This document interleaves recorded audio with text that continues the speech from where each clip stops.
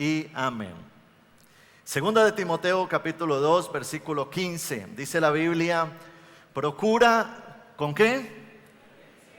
Con diligencia, presentarte a Dios, ¿qué? Aprobado como obrero que no tiene de qué avergonzarse, que usa bien la palabra de verdad. Muy bien, cierre su Biblia, por favor. La Biblia nos exhorta y nos llama a que cada uno de nosotros nos presentemos ante Dios. No colectivamente, no como iglesia, sino como individuos, como hijos, porque somos únicos ante Dios. Dios nos conoce, Dios conoce las etapas de nuestra vida, Dios conoce aún nuestra vida antes de conocerle a Él. Dios conoce nuestras debilidades, nuestras fortalezas, nuestras luchas, pero más aún Dios conoce lo que hay en nuestro corazón. Cuando la Biblia habla acerca del corazón, está hablando del ser de la persona, está hablando de lo que hay dentro de la persona, los pensamientos más íntimos. Y yo creo que si debiéramos preocuparnos por el concepto que alguien tiene de nosotros, sería del concepto de Dios.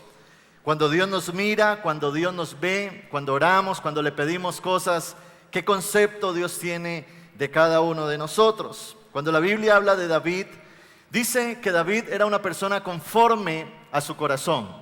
Eso significa que David era agradable ante los ojos de Dios. Su carácter, su conducta, sus pensamientos, sus palabras, sus acciones agradaban a Dios, no por ser perfecto, porque David cometió errores como los podemos cometer cada uno de nosotros. Pero en David habían cualidades que Dios veía y que le agradaban a él. Y vemos cómo Dios comienza a bendecir precisamente a David, lo lleva a ser un rey, lo prospera, lo cuida, lo favorece, lo honra. David se convirtió en un hombre recordado. Nunca nadie tocó su vida. Murió ya anciano, de muchos años. Dios estuvo con él, lo guió, lo respaldó, lo estableció. Pero ¿por qué vinieron esas bendiciones a la vida de David? Porque Dios vio cualidades en él especiales. Entre toda la gente que había en su tiempo, Dios vio en él cosas que le agradaron. Y qué bueno que nosotros, entre 7,000 millones de personas, somos como una hormiguita en la tierra, miles y millones de personas en diferentes países, continentes, ciudades, pueblos, podamos nosotros desde nuestra condición tan pequeña llamar la atención de Dios, el Dios que pone al mundo en su mano, el Dios creador del universo, y que Dios pueda sentirse agradado de nosotros. Por lo tanto, el apóstol Pablo dice: preséntense ante Dios diligentemente, dice, háganlo con diligencia, es decir, no espere para mañana lo que puedas hacer hoy, hágalo rápido, procure rápidamente trabajar en su vida para que cada área de su vida precisamente agrade a Dios. En las 2 últimas semanas hemos estudiado 6 cualidades que Dios vio en David, porque precisamente estudiando la Biblia uno se mete a investigar qué fue lo que Dios vio en David para que él fuese conforme al corazón de Dios. Y estuvimos viendo 6 cualidades y hoy vamos a entrar a ver 4 cualidades más. Y creo que son cualidades en las que nosotros tenemos que reflexionar, porque si hay alguna cualidad en la que tengamos que trabajar, en la que tengamos que esforzarnos por cambiar, hágalo. Seamos sensibles a la voz de Dios. Porque, repito, si hay alguien a quien debemos de presentarnos y que nos apruebe, se llama Dios. Ese Dios que está sentado en el trono. Así es que vamos a entrar a la séptima cualidad que Dios vio en David. David muestra a la Biblia que era un hombre trabajador y esforzado. ¿Qué era David? Trabajador y esforzado. Siempre que estudiamos la historia de David nos damos cuenta de una persona que siempre se encontraba haciendo algo. Desde niño cuidaba las ovejas de su padre, luego fue enviado por su padre a llevar comida a sus hermanos, luego es llamado al palacio para entrar a trabajar para el rey tocando el arpa, luego lo ponen como general del ejército de Israel, luego él trabaja formando su propio ejército, luego comienza a gobernar un territorio llamado Hebrón hasta que llega a ser el rey sobre todo Israel. Y lo que eso me muestra es un David que siempre estaba ocupado. ¿Siempre estaba qué? Ocupado. Siempre estaba haciendo algo.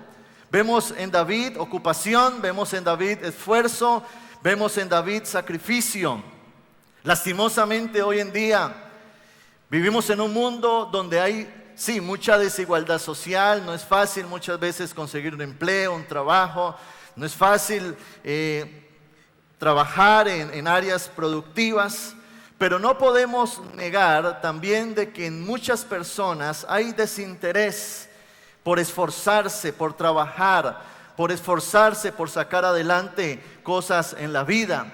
Hace un tiempo estuve hablando con un joven y me decía, con 20 años de edad: pastor, pues yo terminé mi bachillerato, llevo 3 años desocupado pensando a ver qué voy a hacer con mi vida, a ver en qué voy a estudiar, qué voy a hacer. Y realmente mucha gente, al igual que él, anda pareciendo ser como esperando a ver qué le resulta, qué le sale, pero realmente su vida no es productiva. No están trabajando, no se están esforzando, no están haciendo algo para que el poder de Dios se manifieste en su vida. Y algo que vemos en la Biblia al transcurrir la historia de todos los hombres y mujeres de Dios es que Dios bendice a gente ocupada. Dios bendice a gente esforzada. Dios bendice a gente que quiere dar más. Tristemente, dentro del pueblo de Dios hay mucha gente desocupada que no hace nada. Están dominados por el sueño, la pereza, el desgano. Y cuando no se hace nada, ahí entra el enemigo, porque cuando usted no se pone oficio, el diablo se lo pone. Y cuando una persona está desocupada, su peor aliado es precisamente la soledad, la improductividad. Y ahí es cuando llega el enemigo a proponer pecado, y ahí es cuando se cae en pecado porque no se está haciendo nada, porque no hay algo en lo cual tener la mente ocupada. Y ahí es cuando tenemos que entender conceptos bíblicos. Por ejemplo, hay que entender que Dios no bendice lo que pedimos, sino que Dios bendice lo que hacemos. Es decir, es importante orar, ayunar, buscar de Dios, meternos con Él, por supuesto. Pero yo no puedo quedarme orando, porque Dios está ahora diciendo: emprende algo para yo bendecirlo. Entonces, si usted quiere ver el favor de Dios sobre su vida, entonces empiece a hacer algo para que ese algo sea favorecido por Dios. Cuando el pueblo de Israel salió del desierto e iba a ser introducido a la tierra prometida, Dios ahora le cambió las reglas al pueblo israelita y le dice: esto ya no es el desierto, esta es la tierra prometida, y ahora yo voy a bendecir la obra de sus manos. Mi compromiso con ustedes es que yo voy a mandar la lluvia a su tiempo, voy a hacer que la tierra sea fértil, pero los que se van a encargar de sembrar, de trabajar la tierra, van a ser ustedes. Es decir, yo voy a bendecir la obra de sus manos. En el desierto ellos no eran productivos. En el desierto ellos se levantaban, salían de su carpa, estiraban la mano y les caía maná del cielo. Dice que su ropa no se desgastaba, sus sandalias no se desgastaban, no hacían nada, pero estaban en un desierto. Estaban viviendo una vida no de promesas, sino una vida de escasez, donde solamente tenían lo necesario, ahí raspando la olla, sacando el maná. Pero ya cuando entran a la tierra productiva les dice: ahora quiero que ustedes sean productivos, quiero que ustedes avancen, quiero que ustedes trabajen, quiero que ustedes sean ejemplos, quiero ver esfuerzo en sus vidas. Hay un texto en el libro de Proverbios, en el capítulo 6, versículos 6 al 11, donde Salomón habla acerca del trabajo y hace referencia a la hormiga. Dice el texto: ve a la hormiga, oh perezoso, mira sus caminos y sé sabio, la cual no teniendo capitán, ni gobernador, ni señor, prepara en el verano su comida y recoge en el tiempo de la siega su mantenimiento. Perezoso, ¿hasta cuándo has de dormir?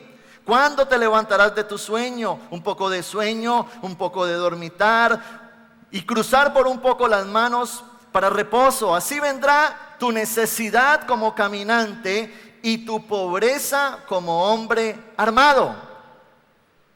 Entonces, lo que está diciendo la Biblia es que la pereza es algo que está en contra de lo que Dios espera de nosotros. Aquellos que madrugan a las 11 de la mañana y se les prende esa cobija, parece un demonio ahí arraigado con pegante boxer y le echan fuera y le suena el despertador y reprenden al diablo, y ese no es el diablo. Pero fíjese que tenemos que reflexionar mucho en eso y entender que el principio de la prosperidad comienza cuando se acaba la pereza. Cuando echo fuera el desgano. El Señor nos dice que aprendamos de las hormigas que trabajan sin descanso.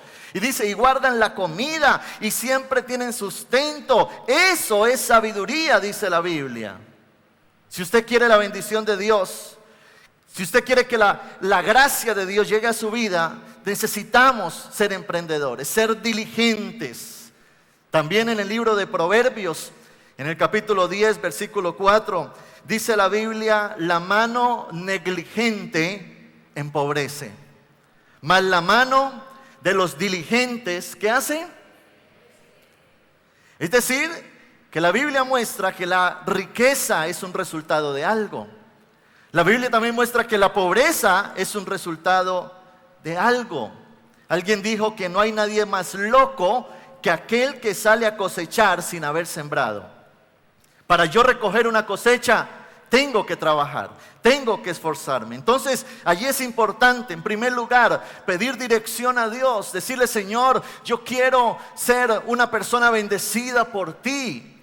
Si quizás usted está viviendo un momento de dificultad económica, o un apretón, o una situación adversa, o usted está siendo atacado por una crisis allí en sus finanzas, métase con Dios. Jeremías 33:3 dice la Biblia que si clamamos al Señor, Él nos va a responder, Él nos va a revelar su propósito. Si usted quiere revelación de Dios, entienda que sin intimidad no hay revelación. Necesitamos meternos con Dios, buscar dirección de Dios. En segundo lugar, prepararnos diligentemente. Porque muchas veces las oportunidades no se van porque no estamos listos. Antes de la acción está la preparación. Yo no me preparo para lo que tengo, yo me preparo para lo que viene. Así es que yo tengo que tener una mentalidad donde yo le diga al Señor, yo quiero que me bendigas, yo quiero crecer a nivel financiero, yo quiero que tu favor esté sobre mi vida, pero allí es donde Dios quiere que ver trabajo. Dios quiere ver esfuerzo, Dios quiere ver preparación, Dios quiere que estudiemos, que nos preparemos, que siempre estemos en pro de crecer, porque entre más preparados estemos, seremos más competentes. Seremos personas que Dios va a poder bendecirnos más.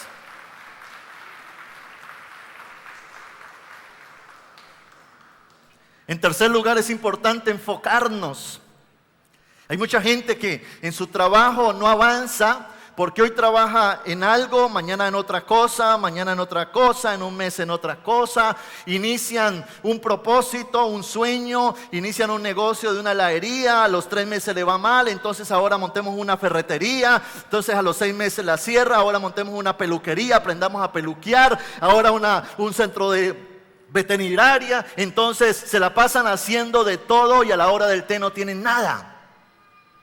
Algo necesario y que Dios quiere que hagamos. Y miremos a David. David se enfocó en trabajar por el sueño que Dios había puesto en su corazón. Trabaje toda su vida por el sueño que Dios ponga en su corazón. David se preparó, trabajó, se esforzó para llegar a ser un rey. Se enfocó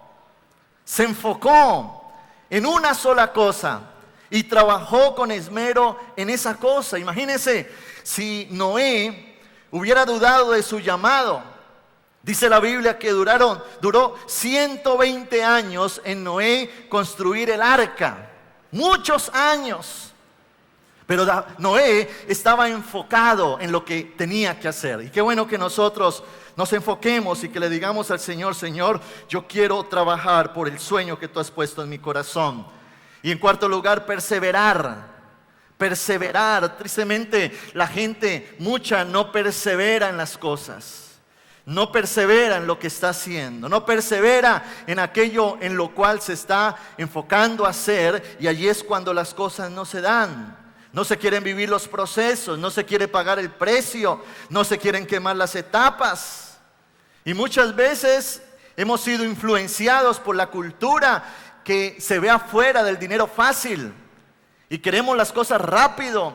Y queremos en 3 meses trabajar y ya tener carro, casa, beca, irnos para San Andrés a los 6 meses de trabajar.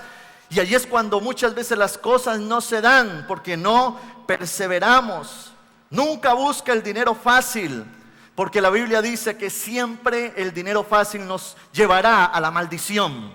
Nunca será bendecido. Dios quiere que construyamos un futuro.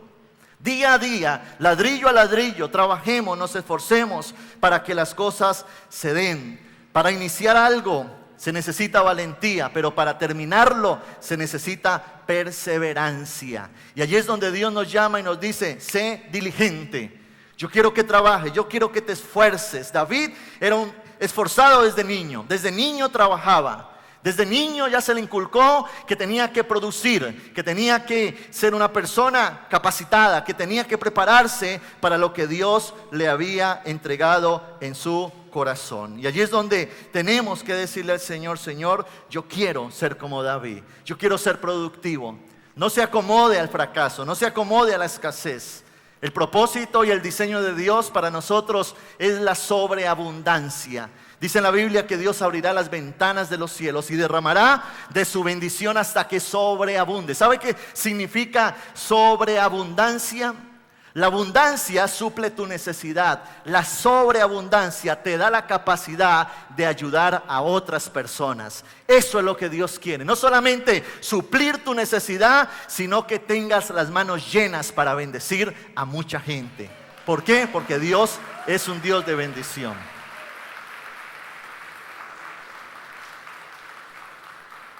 Así es que necesitamos ser esforzados, porque la prosperidad va acompañada ¿de qué? De esfuerzo. Vamos a la octava cualidad que Dios vio en David. David era una persona excelente. Diga conmigo: excelencia. Primera de Crónicas, capítulo 17, verso 16. Se lo quiero leer. Dice la palabra: y entró el rey David y estuvo delante de Jehová y dijo: Jehová Dios, ¿quién soy yo y cuál es mi casa para que me hayas traído hasta este lugar? Y aún esto, oh Dios, ¿te ha parecido poco? Pues, ¿qué has hablado de la casa de tu siervo para tiempo más lejano? Y me has mirado como a un hombre, ¿qué? Excelente, oh Jehová Dios. Qué interesante es lo que dice David en este texto. Señor, tú me has mirado a mí y me has hallado como un hombre excelente. La palabra excelente viene de la palabra exceder.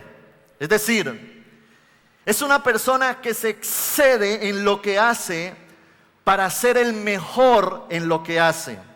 Tiene que ver con dar más. Tiene que ver con ser superior, aventajar, sobresalir en el buen sentido de la palabra. Por lo tanto, dice la Biblia que David era una persona excelente en lo que hacía. Era el mejor cuidador de ovejas, era el mejor en el arpa, era el mejor músico. Luego es el mejor general, el mejor guerrero. Luego se convierte en el mejor rey. Tanto que los reyes posteriores a David decían: nunca ha existido un rey como David. Por eso era conforme al corazón de Dios. Era un hombre que daba lo mejor de sí. Era un hombre que se esforzaba por exceder lo que daban los demás. Era un hombre que se preocupaba por hacer de su vida única en su cualidad, dando siempre lo mejor y resaltando por lo que hacía. Cada cosa que David hacía era excelente. Iglesia, sí que nos falta muchas veces ser excelentes en lo que hacemos. ¿Qué es lo contrario a la excelencia? La mediocridad. La gente que le falta dar más, distinguirse, excederse.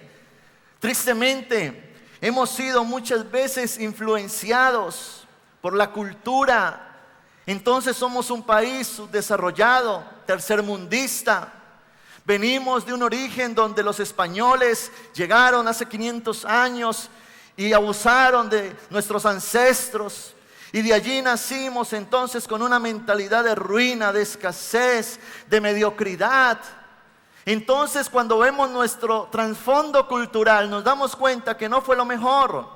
Mientras en países desarrollados como Estados Unidos, los que colonizaron ese lugar, no llegaron a colonizar ese lugar usurpando lo que había allí, sino con la Biblia diciendo este territorio le pertenece a Dios. Ahora llegaron fue aquí a Centroamérica y Suramérica explotando, dañando, creando esclavitud, mediocridad. Entonces traemos arraigadas muchas cosas culturalmente, contrario a la excelencia. Nacemos y nos encontramos también con una sociedad donde salimos a las calles y vemos mugre en el piso, donde en las zonas verdes de la ciudad ya parecen una jungla porque no las cortan, porque vemos corrupción, porque vemos una cantidad de cosas en la política, porque vemos la mediocridad en la casa, al salir con la familia. ¿Y qué hablar de la familia cuando comenzamos a crecer? Y entonces, tristemente, se crece en la humildad o en diferentes circunstancias donde estamos acostumbrados a ver mediocridad. Y créame, iglesia, que eso se impregna en la mente, creando fortalezas mentales, que cuando aceptamos a Cristo, aunque nuestro espíritu nació de nuevo, esas estructuras mentales quedan en la mente como algo grabado, como algo ahí que se creó un paradigma. Entonces salgo a un trabajo, salgo a montar una empresa, inicio un proyecto, pero lo que antecede lo que voy a hacer se llama mediocridad. Y allí es cuando tenemos que reflexionar, porque Dios espera y quiere de nosotros una transformación en nuestra mente, que le demostremos a Dios más que a nadie que lo que hacemos lo hacemos con empeño, lo hacemos con esfuerzo, lo hacemos porque somos hijos de Dios. Renunciar a toda estructura mental, a todo paradigma, a todo lo que esté arraigado a nuestro carácter, a todo lo que quizás se pueda dar. Un día llamé a un hermano que trabajaba en un área en su vida, tenía una empresa, y lo llamé a la iglesia porque necesitábamos hacer un trabajo, pero era una persona impuntual. Era una persona que dejaba las cosas a medias. Era una persona que llegaba tarde. Era una persona que hacía las cosas mal. Y hasta tuvimos un choque, tristemente. ¿Por qué? Porque cuando se le exige a un mediocre se pone bravo. Cuando tú le exiges al excelente, lo hace. Pero cuando le exiges al mediocre, se pone bravo. Y tristemente estamos esperando, Dios abre las ventanas de los cielos. Y entonces Dios nos mira desde el cielo y dice: yo quiero que tú des lo mejor en el lugar donde estés. Demuéstrame excelencia, porque yo no bendigo la mediocridad. Yo bendigo lo que me agrada. ¿Dios qué es? ¿Un Dios excelente o mediocre? Dios es un Dios excelente. Mire, no compita con nadie más, compita con usted mismo. Compita en usted cada día ser mejor. Cualquier función que usted haga, que Dios vea en usted que usted está dando lo mejor. Hay gente que tristemente tiene el título de cristiano, los echan de los empleos. No los vuelven a llamar en los empleos. ¿Por qué? Porque son irresponsables, porque son dejados, impuntuales, porque son faltones, porque no cumplen. El otro día yo fui al negocio de un hermano de la iglesia y me le aparecí allá. Y cuando me encontré con ese negocio, hermano, vislumbraba mediocridad. Un bombillo prendía, el otro no prendía. La camiseta que tenía para trabajar, toda dejetada, vieja. Las vitrinas para exhibir los productos, descoloridos. Pintura de un color, pintura de otro. Y allí es cuando muchas veces uno piensa y dice, los impíos son más sutiles que los hijos de Dios. Porque hay gente afuera produciendo mucho dinero. Y llegan las multinacionales y montan tremendas empresas. La última estadística que sacaron era que Colombia era el tercer país en Centroamérica y Suramérica más productivo y rico. Después de Brasil y México sigue Colombia. ¿Por qué? Porque hay mucha gente que está generando excelencia y levantando grandes empresas. Entonces vamos a las multinacionales y entramos la atención, las paredes, los uniformes, excelencia. Pero tristemente vamos al negocio del cristiano y nos da un poco de pesar. ¿Por qué? Porque todavía, aunque somos salvos, seguimos con una mentalidad de miseria. Allí es cuando la Biblia dice que Dios vio en David, ¿qué? Excelencia. David daba lo mejor.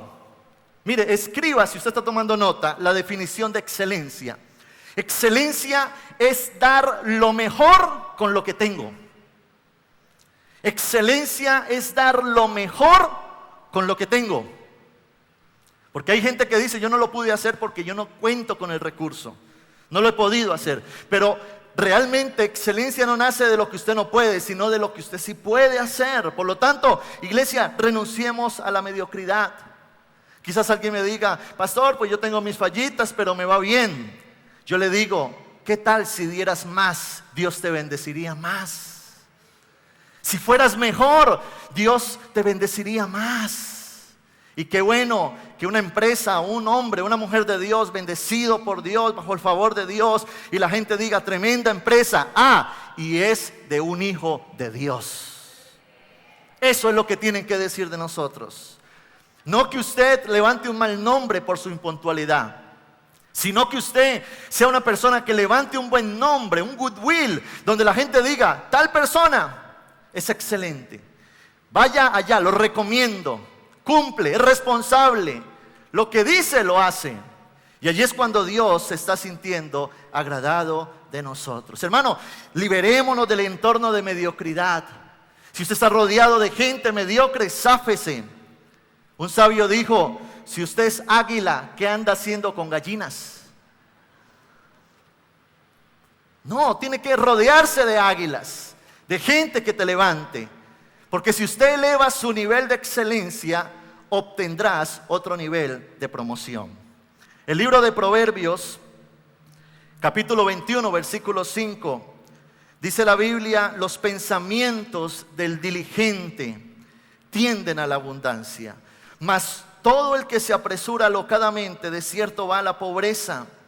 Me gusta mucho cómo inicia este texto, dice los pensamientos. ¿Sabe por qué?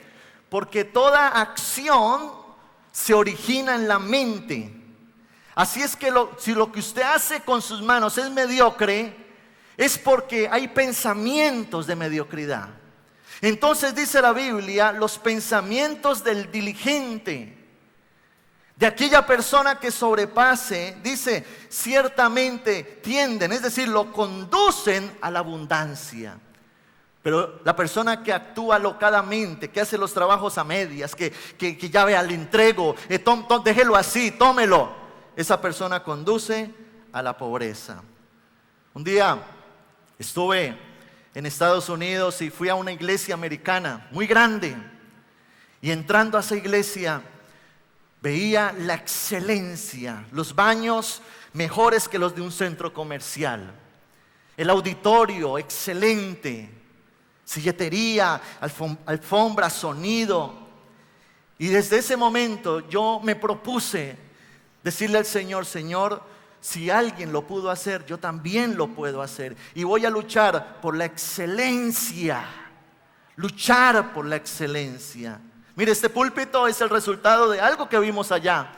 Y precisamente estando en esa iglesia, yo pensaba y decía, ese púlpito lo vamos a hacer en Cali. Y tomamos fotos, medidas, todo. Y con el tiempo Porque sabe algo, la excelencia cuesta. La excelencia demanda más de lo que demanda la mediocridad, por supuesto. Pero ahí es cuando uno se enfoca y le dice al Señor, todo lo que yo haga, Señor, en todo lo que yo haga voy a sobresalir.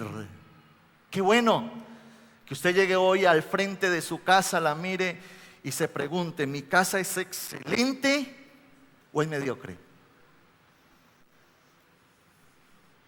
Entre a su casa, no un bombillito ahí colgando con un cable en la sala. Usted es un hijo de Dios. Mi hija, sírvame el almuerzo, ahí todo picado ese plato. El tenedor come y le saca un ojo porque tiene un chuzo ahí torcido. Peligroso eso. ¿Somos excelentes o queremos ser excelentes o no? Uno lucha tristemente con mucha gente, aún con el liderazgo por su impuntualidad, porque no cumplen con su palabra, porque andan prometiendo cosas que no hacen. Y cargamos una Biblia y gritamos que somos cristianos, cuando en la Biblia dice que aquel que es cristiano ande como Jesucristo anduvo en la tierra. Jesucristo fue excelente porque era Dios. Así es que tenemos que aprender de David, una persona excelente. Hay un texto en Proverbios 22, 29 que dice la Biblia: ¿has visto a un hombre solícito en su trabajo? Delante de los reyes estará y no estará delante de los de baja condición. En la Nueva Versión Internacional dice: ¿has visto a alguien diligente en su trabajo? Dice: se codeará con reyes y nunca será un don nadie.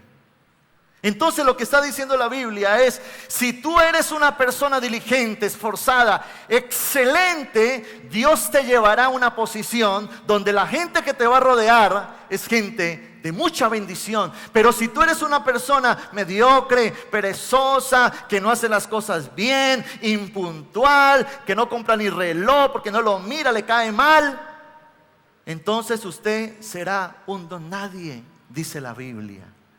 Dele su mejor aplauso al Señor y no se ponga triste, póngase contento.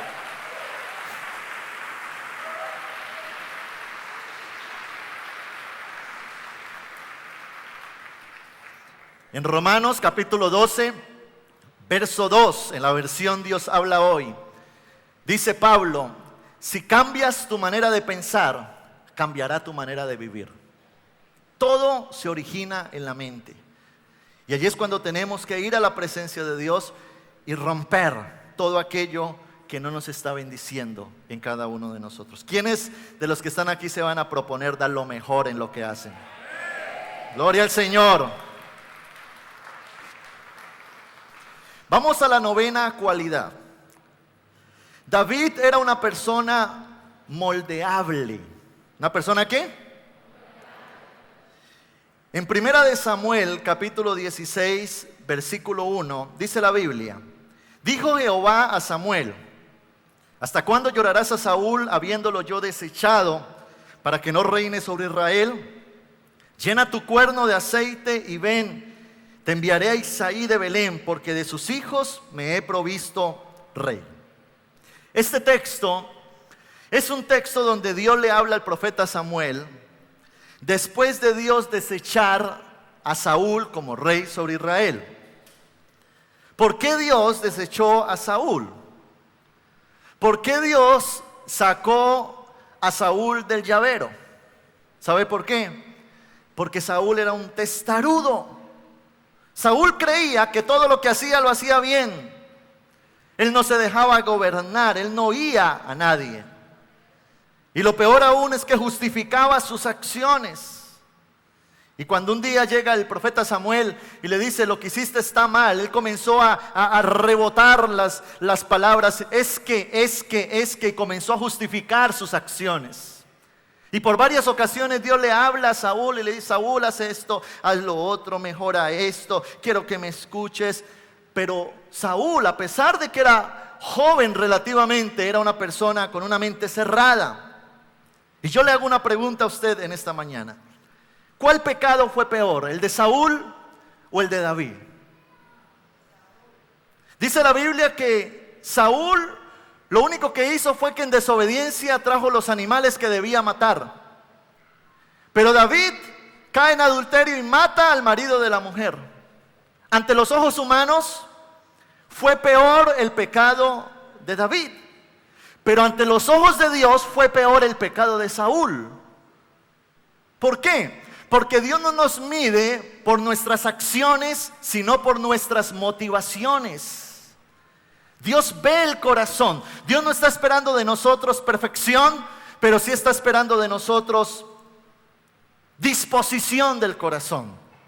Dice la Biblia que David, ya siendo rey, un día, como a sus 50 años, cayó en adulterio y le falló al Señor. Por encubrir su pecado, mata al marido de la mujer que estaba encinta de David.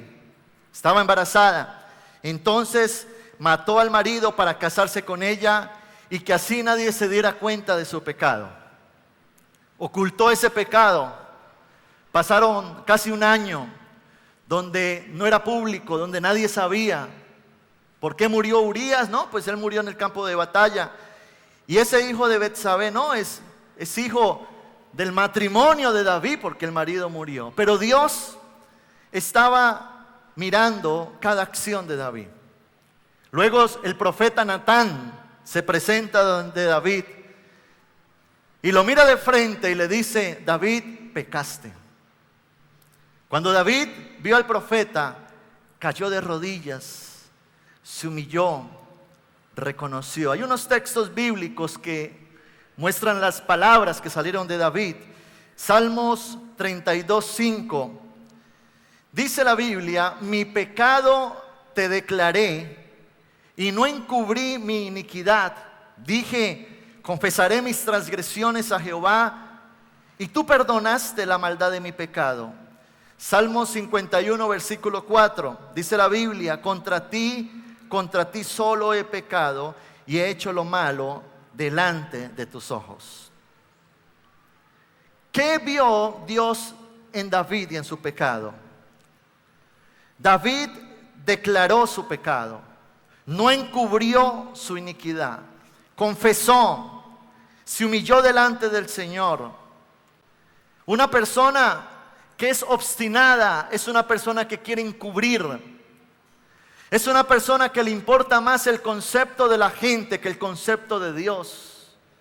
Es una persona que no le importa vivir de apariencias, justificando su pecado, cayendo constantemente y echándole la culpa a otras personas. Pero tenga en cuenta que una persona obstinada, en primer lugar, ofende a Dios. Note que fue la ofensa tan grande de Saúl que Dios lo desechó. En segundo lugar, una persona obstinada se estanca en la vida. Mire al pueblo israelita en el desierto, 40 años. Y dice la Biblia, eran duros de corazón, duros de cerviz. No oían a Dios, no lo escuchaban. Mantenían justificando sus errores. Duros al cambio.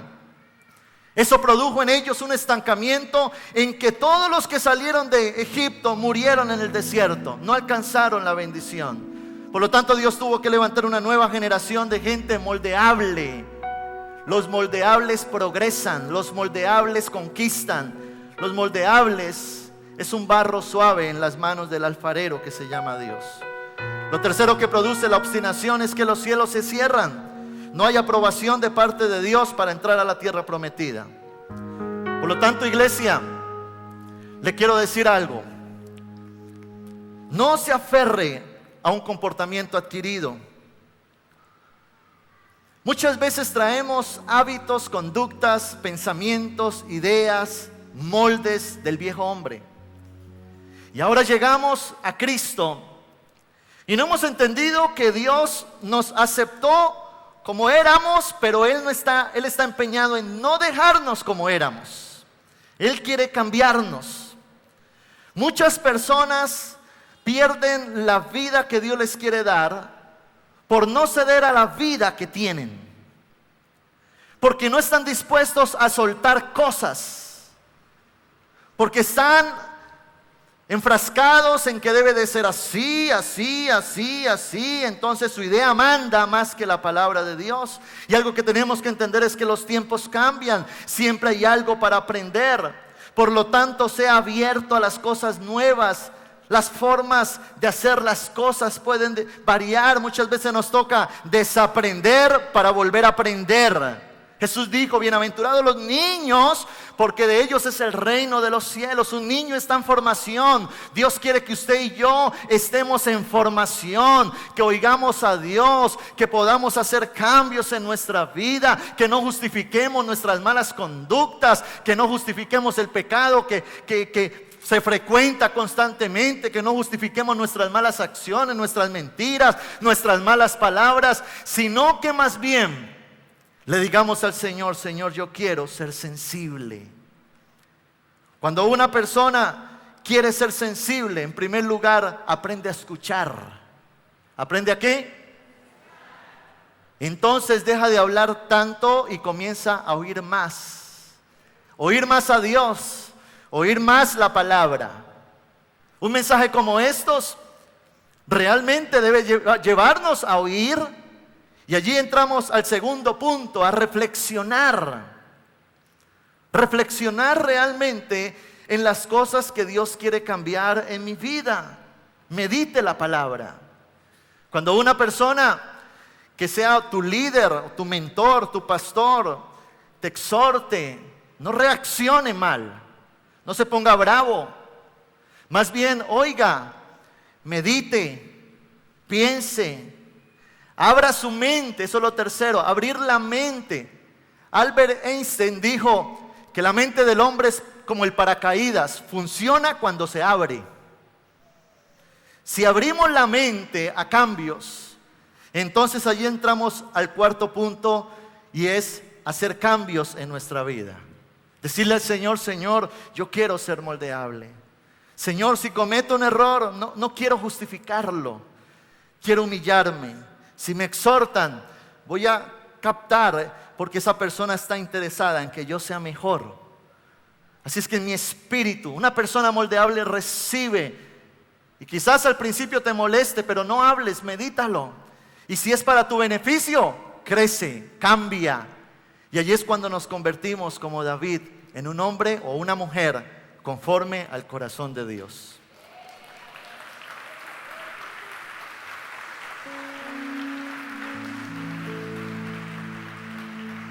Alguien dijo: una persona se estanca no por su edad, sino por su terquedad. Se lo repito: una persona se estanca no por su edad, sino por su ¿qué? ¿Conoce algún testarudo en la vida? Amén. Entremos al 10º punto y con este terminamos. David tenía a Dios como la fuente de su bendición. Esa es la última cualidad que quiero estudiar en esta mañana. Regáleme unos minutos. David que tenía a Dios como la fuente de su bendición. Para David, Dios era lo más importante. David sabía que no solamente consistía en trabajar y en hacer las cosas bien, sino que David se preocupaba porque Dios bendijera su trabajo, que Dios bendijera lo que hacía. Trabajo no es sinónimo de productividad. Hay gente que trabaja duro, pero no tiene nada.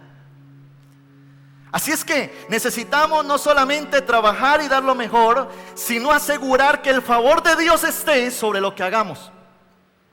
Y allí es cuando David se enamora de Dios y dice: Señor, yo quiero depender de ti. Mire hoy al pueblo judío.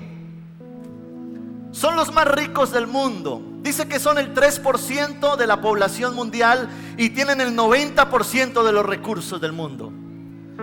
Es inevitable ver que el pueblo judío es bendecido. ¿Por quién? ¿Por su trabajo? No, por Dios. Porque cuando Dios mueve la mano a tu favor, no hay nadie que detenga esa mano. Ni el diablo puede detener la mano de Dios cuando Dios quiere bendecirte.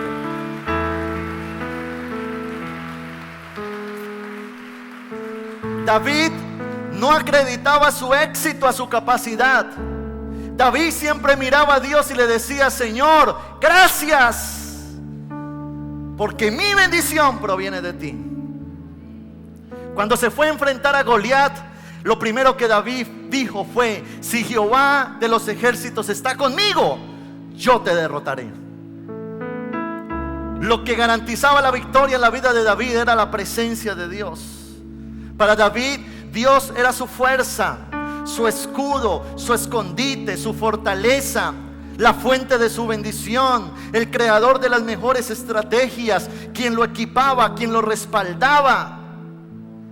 Y eso nos tiene que llevar a reflexionar a usted y a mí en esta mañana. Porque cuántas decisiones tomamos en la vida sin consultar a Dios. Cuando tú tomas decisiones en la vida sin orar, le estás enviando un mensaje a Dios diciéndole: Dios, no te necesito. Cuando usted se mete en una relación sentimental sin buscar la voluntad de Dios, le estás enviando un mensaje a Dios diciéndole: Dios, no te necesito. Cuando usted se lanza a un negocio sin orar, buscar la dirección de Dios, le está diciendo: Dios, no te necesito. ¿Cuántas veces le hemos enviado esos mensajes a Dios? Cuando usted está en un problema y lo primero que hace es ir al médico, allá al gota a gota, al banco, al que presta, al psicólogo, al psiquiatra, sin primero orar, le estás diciendo: Dios, no te necesito. Cuando sales a un viaje y no presentas ese viaje delante de Dios, estás diciendo: Dios, yo a ti no te necesito. David no era así. David no se movía sin Dios. Algo que usted tiene que aprender en la vida es a no moverse sin Dios. A no moverse sin Dios. Cuando una persona peca y le importa poco su pecado, es porque le importa poco Dios. Porque el pecado nos aísla de Dios. Por lo tanto, ese año que vivió David, luego de su pecado, él mismo expresa y dice: Señor, mis huesos se secaron, caí en depresión, ya no me venían las ideas, Señor, ya no volví a conquistar. Entonces él clama y dice: no alejes de mí tu Santo Espíritu. Te necesito, Espíritu Santo. Te necesito. Yo voy a dar lo mejor, pero si tú no estás conmigo, yo no me moveré de este lugar. Yo no tomaré esa decisión. ¿Cree usted que necesita a Dios? Porque mire el mundo cree no necesitar a Dios. La gente se levanta, sale a su trabajo, ocupa todo el tiempo, llega a su casa, se duerme, no mira a Dios. Y ellos están bajo el gobierno del príncipe de este mundo, que es Satanás.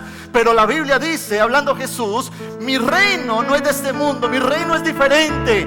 Y ustedes no están bajo el dominio de Satanás, están bajo el dominio de Dios. Ustedes van a recibir mi favor. Aunque el mundo se hunda, ustedes no pertenecen a este mundo. Ustedes están favorecidos por mí, dice el Señor. Pero allí es cuando David dice: mi mayor preocupación es que Dios esté conmigo. La Biblia dice que la bendición de Dios es la que enriquece. La Biblia le grita a Dios y dice: tú eres Jehová Rafa, mi sanador. Jehová Jireh, mi victoria. Jehová Rafeca, mi sanador, mi médico.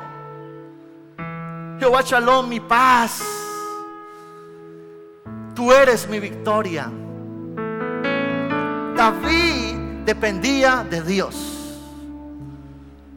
Por lo tanto, se preocupaba porque no hubiese nada que separara la relación de él con Dios.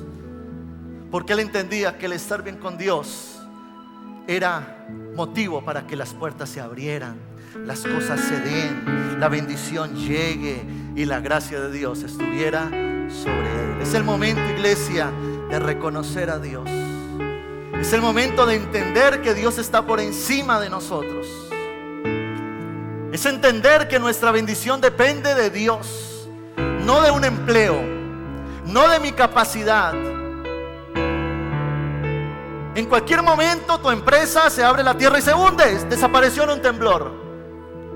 Usted no puede tener su esperanza en un empleo, en un trabajo, en un hombre, en alguien que te promueva. No, estamos parados sobre la roca que es Jesucristo, el Hijo de Dios. Y aunque el mundo pase, palabra no pasará, dice la palabra del Señor. Y el reconocer a Dios llevaba a David a consultar a Dios. Cuando usted reconoce que Él es Dios, le da la importancia que merece. Por lo tanto, David era un hombre de oración. Mire, qué difícil es decirle a alguien, venga a orar en una madrugada. Qué difícil es cuando la gente lucha por una vida devocional. ¿Sabe por qué? Porque el desgano espiritual nace de la incredulidad. Cuando tú entiendas el poder de la oración, orarás. Cuando entiendas el poder de la oración, orarás. Dejarás de intentar tanto en tus fuerzas, en tus capacidades, en tu ingenio, e irás al que está por encima de todo, que se llama Dios.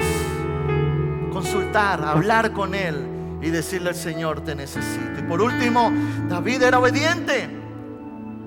Claro, él reconocía a Dios, él consultaba a Dios, pero él no se presentaba ante Dios diciéndole, Señor, bendice este negocio. No, él le decía, Señor, ¿me debo meter en este negocio? Quiero conocer lo que tú piensas.